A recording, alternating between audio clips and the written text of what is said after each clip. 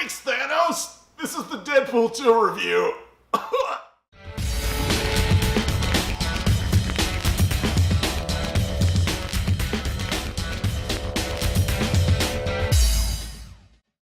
Hello again, film fans, and welcome to another review.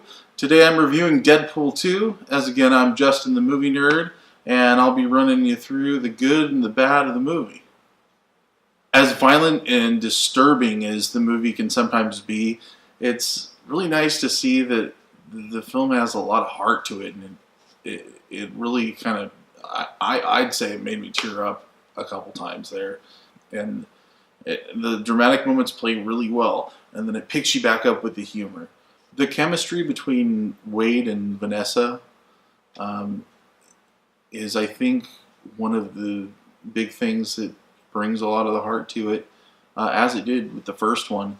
It's just one of those relationships that I think, like, throughout movies, like especially comic book movies, like sometimes I don't really buy that the characters are really in love with each other, or that that story really works, and that it's just there to kind of be shoved in. This, however, really works. Like I say, Pepper Potts and Tony Stark, I really kind of dig their chemistry together. It's even better than that. And it really drives him to become a better person. I should also say that the chemistry between Colossus and Deadpool is probably one of the best friendships I've seen in a superhero movie. I love the arc with their friendship. I can't get into too much of it because there's a lot pinned on the story. But there's some moments in there that are just like really kind of like, this is friendship goals. This is cool. And they have some good funny moments together. They're such opposites, and I think that's what really works with them. We get a lot more Dopinder in the movie, and I love Dopinder in the first one because he seems like this sweet, kind of coy, guy, and then he's just got this like uber violent side and kind of kick-ass side to him too, and it's like unexpected. And we get a lot more of that in the new one, and there's some pretty good laughs with him. So I'm glad they added more of him. There are also some really wonderful surprises in the movie. When you see them, you're going to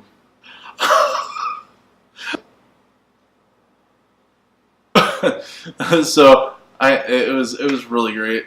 It was really great. There's some moments in there that you're just gonna like. I don't know, if you're an X-Men fan, you're gonna love these little tidbits in there, and there's a few of them. So it's just great. And also wait for the after credits, because the after credits scene is probably one of the best after credits scenes I've ever seen. I also really loved the score. The score is just like parts of it are really good actually. And then parts of it are just really freaking hilarious. Like, you really have to listen to them, because I spent a lot of my time just laughing or awing about something, and then I'd hear something, I'd go, wait, what are they? What are they saying? And so pay attention to that, because it's just wonderful. Everything about this movie is funny and wonderful, and just kind of breaks the mold of the traditional superhero movie, and turns some things on their heads. Another one of the standouts I thought was Domino, played by Zazie Beets, who, if you haven't seen Atlanta, she's really great in that. She's also in the show Easy. She's just wonderful in there. There's a little argument. They just go, no, it's lucky. Luck is a power. And then Deadpool says, no, it's not. I agree to disagree. There's just a little back and forth between that that's pretty funny, and their chemistry's pretty good together. So I'm looking forward to see more of Domino in it, because I think the chemistry between her and Ryan Reynolds really play off each other really well.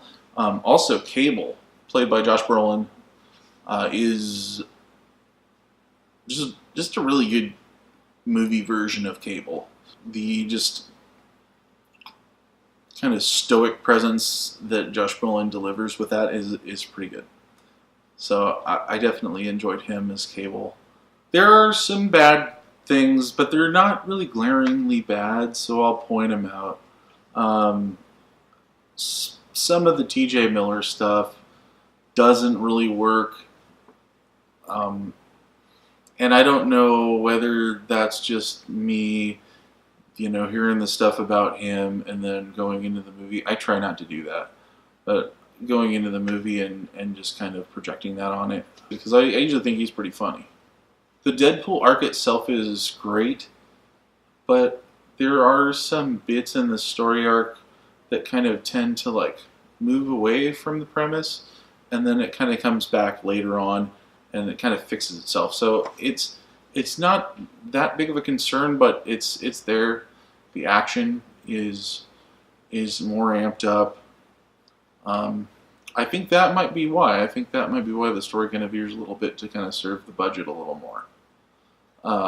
But the stuff that is used, the action scenes that are used, the CGI characters that are used, everything's amped up and it is better. But some things might detract a little bit, or some of the fourth wall humor. I really liked a lot of it, but some of it didn't land for me.